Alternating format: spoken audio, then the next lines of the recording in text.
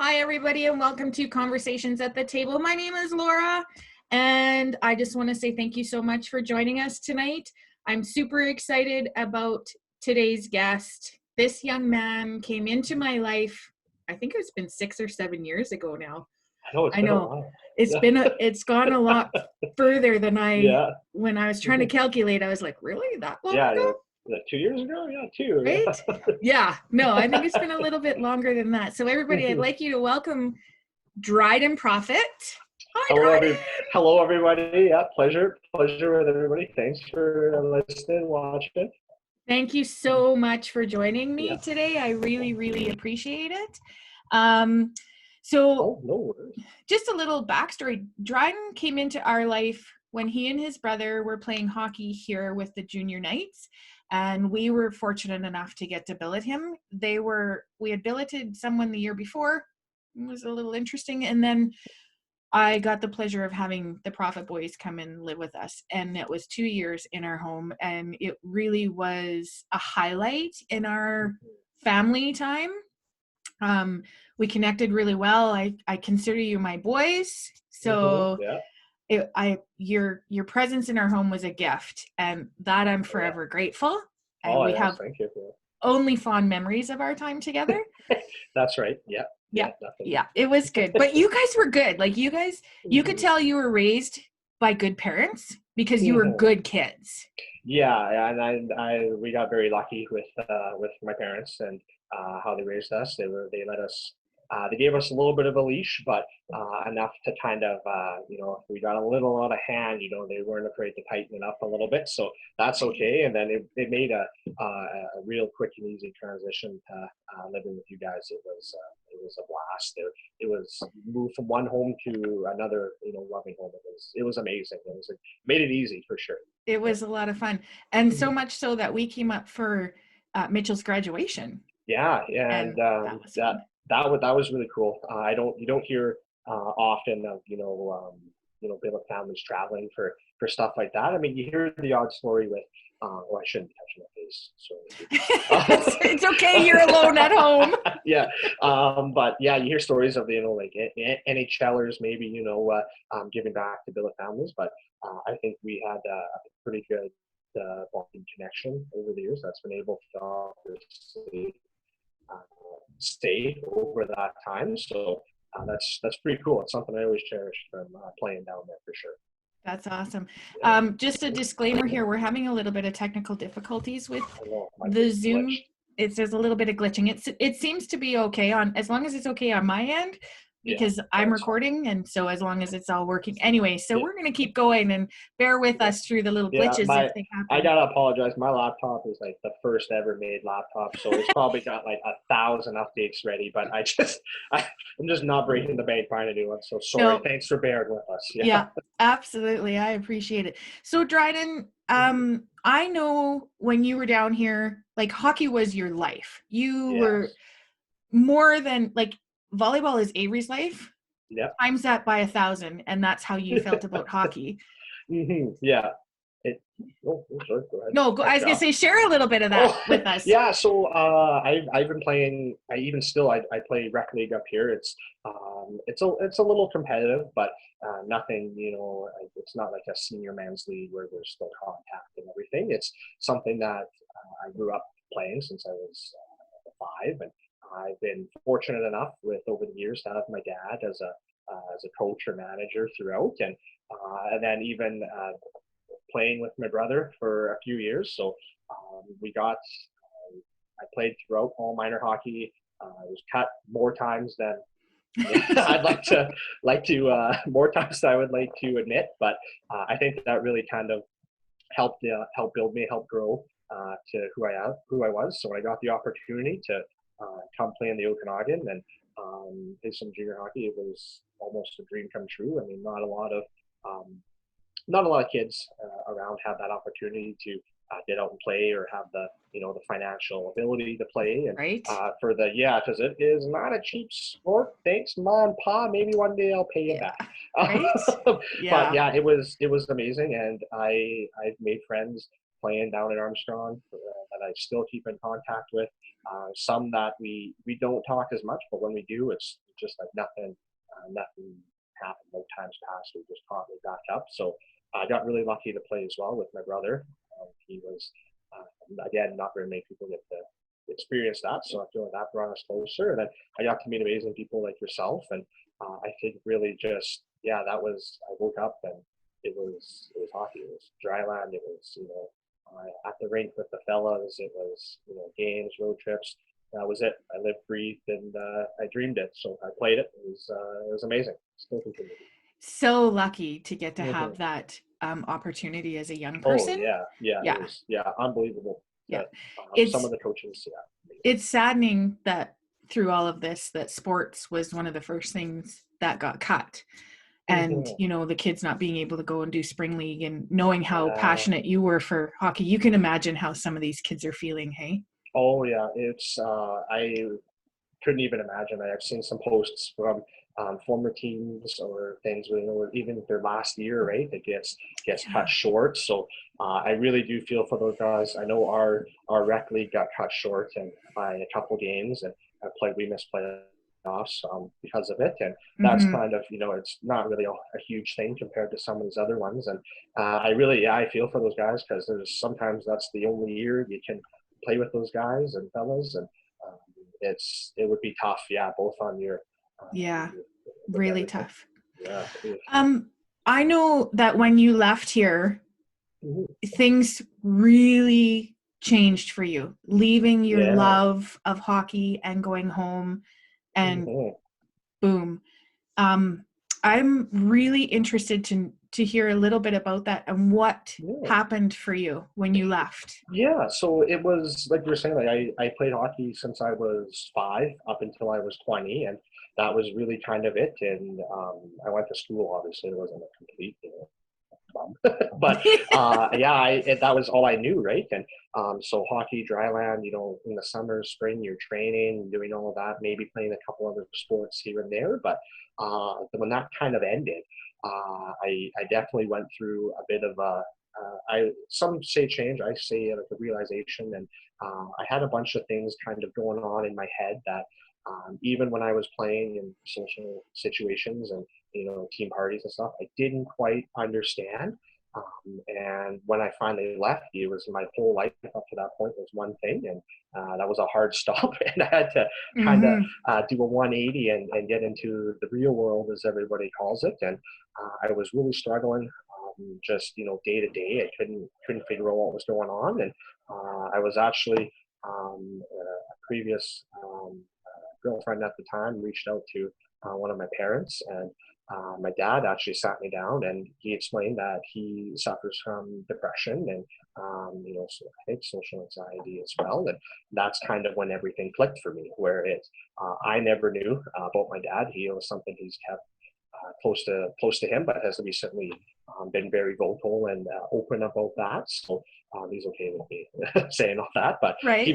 was kind of the big thing that kind of pushed me to get some help and talk to somebody, and then from that go see the doctor, and maybe I was on some medications where we are weaning off of those right now. So fingers crossed I can Right. keep going with that. But it's been a 5 year kind of journey of kind of learning and understanding and moving from there, because it was a weird time, for everything to kind of just come to a stop, and then all of a sudden, like I said, I'm a broken record, but 180 and Right. get back to what I guess a normal is, but everybody has a normal. So, Right. I can't imagine, like you're eat, sleeping, breathing hockey. mm-hmm, We'd wake up in the morning and we'd talk about what your day mm-hmm, looked like.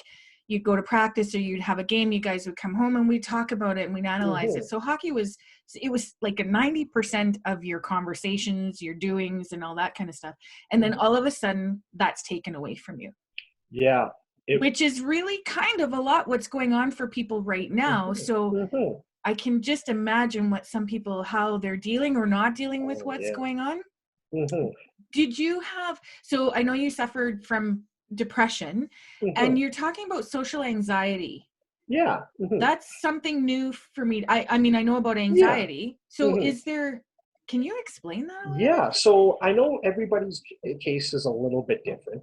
Right. You know how everything goes, but I do know, like for my situation, and I would wake up and like you were saying, 90% of my day was hockey. It was all planned out for me. It was fine. I had the days when I was waking up and I just felt like it was one of those time lapse videos where you see where there's one guy standing on a sidewalk and everybody's moving past you. That's how you know explain Mm, my days. My social anxiety is something that I never understood it until I had those conversations with some counselors and doctors and everything. And in this situation, if people are going through the same, I would say reach out. But mine was always if I was in a group with people that I didn't know. So a very good example is team parties or even restaurants, for example. So large gatherings, I get very nauseous. I sweat a lot and gross. And I can tell you where almost every bathroom is in every establishment, both up here and down there, because I would get very nauseous, very sweaty palms, and I'd be on the verge of, throwing up basically. So mm-hmm. I'd have to head to the bathroom and kind of um, and center myself again. I never realized it. I just thought, well, it's just it's either hot in here or whatever. And with team parties, I never understood it as well. Or with even parties in general, I would go to, and everybody's having a few drinks or whatever, and I would have a few drinks, and I would immediately feel sick. And I never understood why that was. I thought just, well, oh, he's just a lightweight, ha ha ha, he'll just drink Mm-hmm. some more, sort of thing. And I never realized that it was like nothing to do with the alcohol, or it was the actual people around me was what made me nervous, made me uncomfortable. It could be a group of 20 of my best friends as well, and just that large number of group would bring that just kind of like it was a very uneasy, sick feeling. When you're taking off on an airplane and your stomach does Yeah. the old flippy floppy. It was like a permanent flippy floppy stage. So Right. it was just that's just my experience. Everyone's is a little bit different, but Absolutely. that's kind of what I would experience. And looking back at it now, I can go, oh, yeah, that makes sense. But at the Mm-hmm. time, I was like, oh yeah, maybe I just can't drink. I can't hold my beer, Yeah. whatever. But makes a lot of sense. Yeah. So you had mentioned that when your a former girlfriend had reached out to Mars, and Mm-hmm. he did that make you go, like when your dad came to talk to you, did it make you Mm-hmm. go, oh, there really maybe is something I'm not, like, just Mm-hmm. how Yeah, it and oh, that would have been how was that? huge. Yeah, it was a crazy definitely, like a couple days of events, because after that I think I got lucky enough that my dad at the time, I was still on his medical, so we got in to see a counselor, and within that next like couple days, so it was definitely both one of those like scary but relieving moments where like I just thought that was normal. I just thought this is what people do, it's the adult, the work grind, you have to go through it, and realizing that, hey, you know what, it may not be normal, but it is some people's normal. And even to see somebody, as who you look up to, who is as strong of an individual as my dad is, to see him come out and say, hey, listen, like I've experienced this, we've heard from friends and everything that you're kind of a little off, like this might be what it is, and it's nothing to be ashamed of. It's just Mm-hmm. a chemical imbalance somewhere that is malfunctioning, and I just don't get the right stuff up in there. I'm not Yeah. not one of them science Yeah. boys there. So, It but wouldn't yeah, matter. I wouldn't know what no, you were I know. talking I about could just be like, anyway. yeah, your thingamabobs up there. So, yeah, it was both a nerve wracking and enlightening experience, kind of all at once. So, Yeah, I can only imagine I'm that. very thankful for Oh, sure. we're Mm-hmm. glitching a little bit right now. That feeling. It's been Oh, really sorry, good that up cut out. until here. We just glitched a I smidge. know, right? I gotta stop moving. Yeah. Yeah. Yeah. It's working pretty good. Yeah. If you could just Yeah. stay still, that would Just be awesome. So stay do in you frame. find that you still have some social anxieties? Are they less? Are you able to, have you come up with some coping mechanisms? Like, I'm really interested because I don't have Yeah. this. Right. So I'm Right. Yeah. interested to And know it's how how are you able to function when you are having to go out to work or a mhm. group function or a party or whatever? Yeah, so I've worked, I'd say it's been like 5 years, so it's not something that, if somebody right now is experiencing something like this, self-isolation and everything, it's not, I wish it happened overnight, but unfortunately it doesn't. Yeah. But I have definitely a few coping mechanisms. I am uh, a big CBD guy. Mm-hmm. So the CBD, I have a couple. I don't have to order some more, but some oils and some stuff that I can mix in my water, and just kind of helps relax me. I've actually, I know it's helped me a little bit for sure, but I'm about 3.5 years sober now, so well, I shouldn't say sober. I don't really have that much of a problem, but Right. I don't drink or partake in anything like that. So I know that definitely helps in the situations. I usually try to. It was a good tip my counselor gave me was you try to ground yourself with three feelings. So either touch, scent, sight. So if I can feel myself in a restaurant, maybe kind of slipping a little bit, I'll just kind of sit. I'll feel my legs on the chair legs. I'll listen for like that very faint music that they have playing, and then I'll just kind of stare at a painting or something like that for a minute or so, and then it kind of brings me back in. I'm very lucky now that most or all my friends are aware and Mm-hmm. support. So if they know something's kind of going south, and if I have to step out for a couple of minutes to get a breath of fresh air, excuse me, they're more than happy and willing for that. So I get very lucky. But yeah, it's taken some time to kind of see and see what works, right? Because before I was doing the count to 10 backwards and all this, and Mm-hmm. some of those work for some people, some don't for me, and those are kind of my little mechanisms that I can kind of use to help keep my anxieties down for sure. Right. Something that I've done a little bit of research because we do have some anxiety issues and that kind of Mm-hmm. thing here with Avery, and she's Yeah. also very open about talking about it, Mm-hmm. and that's part of her, I don't know if healing process, but acceptance Yeah. of who she is being Yes. vocal about it. Mm-hmm. Right. And I think when we talk about it, number one, it makes us feel valid, and Mm-hmm. that what we are all going through, what you're going through, is Oh huge. Like, it's okay. yeah. It's okay. Yeah. Mm-hmm. Right. And I think that when we talk about the beast, Mm-hmm. the beast goes down a little bit. So I Yeah. really appreciate that you're being open with us. Oh yeah. Do you find, I was listening to a podcast today with Demi Mm-hmm. Lovato, and Okay. Yeah. she talks about things like this, and she talks about triggers and Yeah. boundaries. And do you find that you're coming to a place where you can say to somebody who you're involved with, okay, this isn't working for me, Mm-hmm. and setting boundaries are not, like, I don't have anxiety issues, depression issues, Yeah. up and down, we all flow up and down, but I Yeah. wouldn't say that I have issues. But boundaries, I'm not good Yes. at those. Mm-hmm. So Yeah. how do you do that?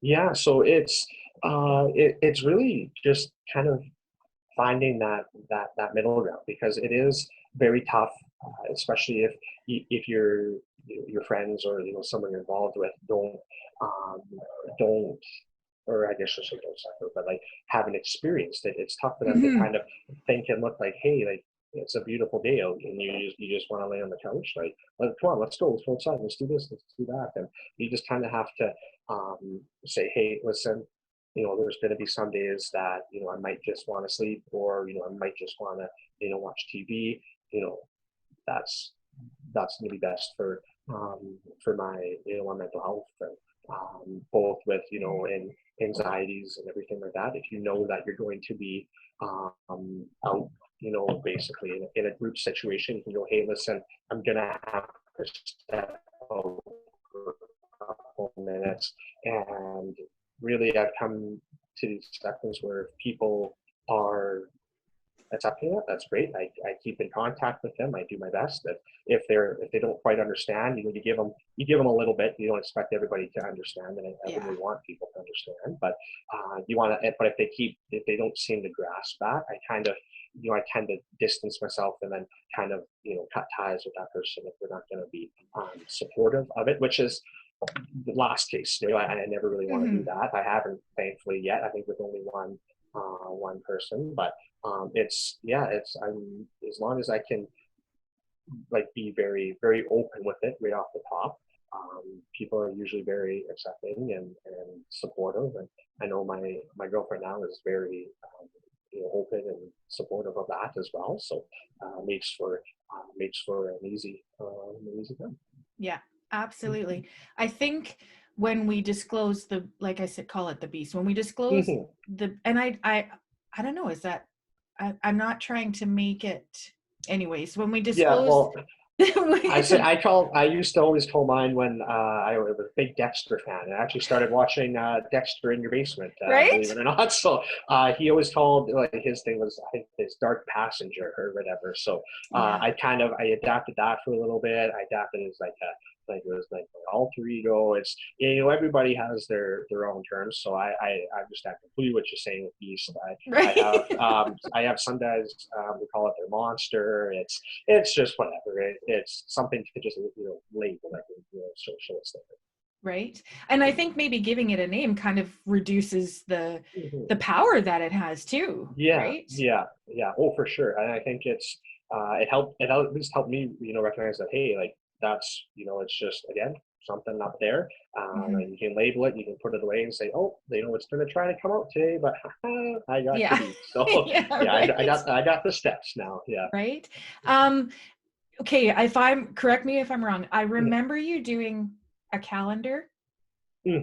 Yes. Was that a fundraiser for? Yes. Okay, so talk to us about that.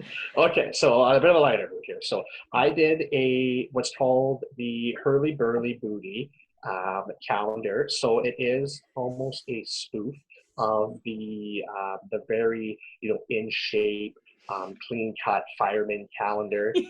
I mean, nothing wrong to that. That's they're very good photos in there. But ours was kind of more of a, let's say, pudgier, maybe your everyday man sort of. Right. So the lady who does it, Birgit is her name. She has the page Hurly Burly Booty on Facebook.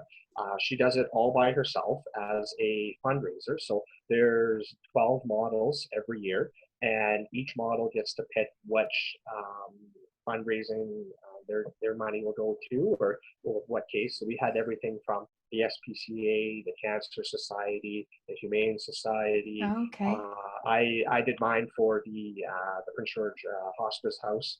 We've had a couple of grandparents roll through there, unfortunately, and they were very great place staff and everything. So it basically was, we did a photo shoot up on a stage, actually, and it was a live sketch too. So that was very interesting. That was very out of my comfort zone, but I was lucky enough to have some friends there to support and poke some fun, I think, as well at me, but that made me a little less nervous. And then what they do is they take those photos and they throw them into a calendar, and there's an evening where there's live performances from, we had a comedian, there was a couple comedy singers, and then we all go up on stage and they auction off one of the photos from the night where we get sketched, and then that money also goes towards the fundraising, and it was a blast. I would totally do it again. I wanted to do it this year. Unfortunately, I had some trips planned, which I believe are probably now going to be canceled because of everything. But it has grown. Its third year last year, and so fourth year this year. So I'm hoping to get back for year 5, but we'll see. I don't know. That's so fantastic. Doing things like that are so empowering too, right? Oh, it was, yeah. Yeah, Yeah, terrifying. I did a calendar. Sorry, I'm interrupting Oh, you no, because no, no, no, no. it is always all about Hey, me. Let's face it. it's your time. Yeah, This is that's my show. that's true. That's true. I'm just a guest. I'm just a guest. Yeah, Right? go ahead. Yeah. I also did a calendar quite a few years ago, and it was a Oh, good. a women's hockey Yeah, team fundraiser, yeah, and not all the women wanted to do it, and I was like, you know what, whatever. yeah, So yeah. it was so empowering. It Like really it was. just Yeah. felt so good. Yeah, and it was one of those things where I was always joking about it because the way I got into it was a friend works with the lady and her son. So they were like, hey, we need guys. Would your boyfriend do it? And he was a little iffy on it. And then I just, as a joke, was like, sure, what the heck, I'll do it. And after he saw it, he's like, well, we got to get in this together now. And it was, Yeah. yeah, again, heading up to that stage was I played in, a couple game sevens and, some high intensity, some hockey moments, but getting up onto a stage with people just staring at you with their pen and paper, one of the worst, but after it was done, it was amazing. I felt on top of the world. So, Oh, that is so fantastic. I love yeah. that story. Mhm. And did you have an opportunity to meet with, oh, good Lord, Robin? off the record? Oh yes, Michael Landsberg. So Yeah, we did a small bit for him. So he runs, or I think he runs or set up the website Sick Not Weak, which was actually my first tattoo on my ribs there. So right, we've done a few things with him actually. So my dad has met him actually a couple times just in an airport by fluke and when he came into town. So he he's done a lot for the mental health, and he himself has mental health struggles with it, I guess I should say. But right. yeah, and we did a little for their I can't remember what their 1 year anniversary. We did a little video, my dad and I with him, and then he actually came up to Prince George for a banquet breakfast at the university. Right, So we got right. to go up. We got to go up and see him again and take some photos and chat. And him and my dad have emailed back a few times here and there, and it was really cool to meet him. He's in the mental health, awareness, and it brings everything. He's one of the top, at least I think, in Canada. So especially in sports, so it was pretty surreal to meet him and to see that a person of his stature and his profession, is fighting the same battle I am. So Yeah. it's almost comforting. It sounds bad to say, but it almost sounds comforting Hmm. knowing that Hmm. other people experience the same thing you do, right? So it Right. just helps you, put everything in perspective. It's another form of validation that Yeah. you are okay the way that Mm-hmm. you are, right? Like the way Oh that we're yeah. built is okay. Yeah. And I know when Avery has been on Instagram and found people who are going through the Mm-hmm. same thing. I say Demi Lovato because she's kind of Yeah.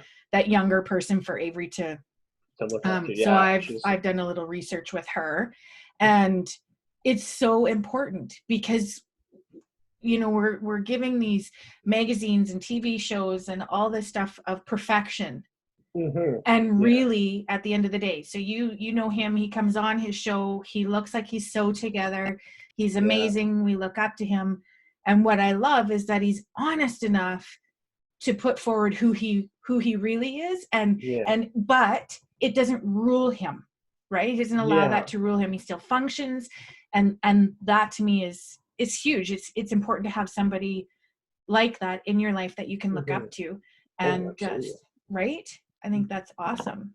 Oh it's fantastic, and I have memories of playing hockey at 5, where you get dressed at home, and I remember sitting on my parents' bed while my dad dressed me, and we would both watch his show, off the record, while we were heading to the rink. So to come almost full circle at the end of my hockey Hmm. career, and be going through the same thing he is, just puts it puts in perspective that we're not going to let it win. We're gonna keep fighting every day, and it gets better. It really does get better.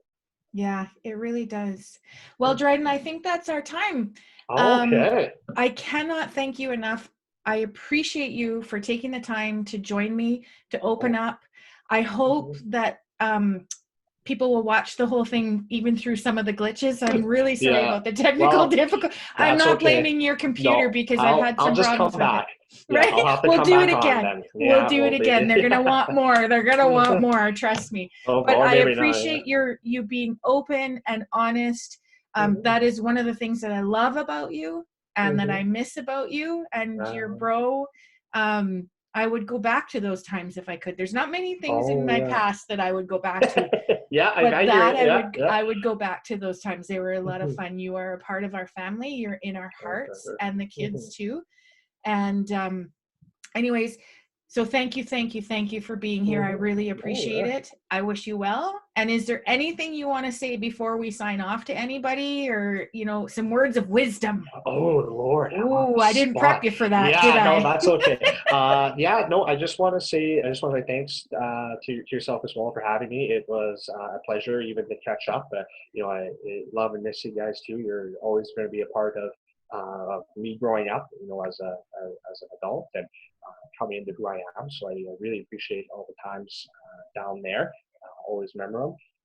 I think really just especially with what everything's going on right now in the world and all that, just what, if you're feeling a little off or a little different, just reach out to somebody. Mm, I know I understand not everybody has a great support or great friends and family I've been blessed with, but there is going to be somebody out there who can listen and will listen. And if you know me or you have me on social media, even I've had people slide into some DMs before and just chat about whatever. I'm always here. I'm not by any means like a professional, but I'm somebody who's experienced it, and sometimes I find that that's the best people to speak with. Some of the people I've spoken with and helped me get through it are also people who suffer and go day to day. So I think saying what everybody here saying, everybody has ups and downs, but if the downs stay a lot longer than the ups, mm-hmm. then just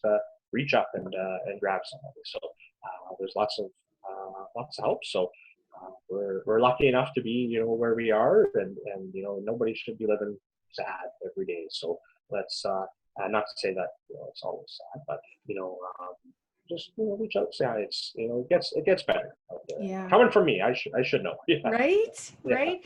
Yeah, that's so awesome. And I appreciate that you've put yourself out there to, Mm-hmm. having people contact you. I would do the same. Yeah. I for any reason. I am always I think it's so important, and no one should live alone Mm-hmm. inside their Yeah. whatever it Yeah. is they're Your going through. head's a scary place. Yep. Oh, isn't it? Yeah. Right. Yeah. Anyways, thank you. I Thank love you. you. I appreciate Mhm. you, and we will be in touch soon. Sounds good. Okay. Thanks, Thank Dryden. you, yeah, Laura. Yes.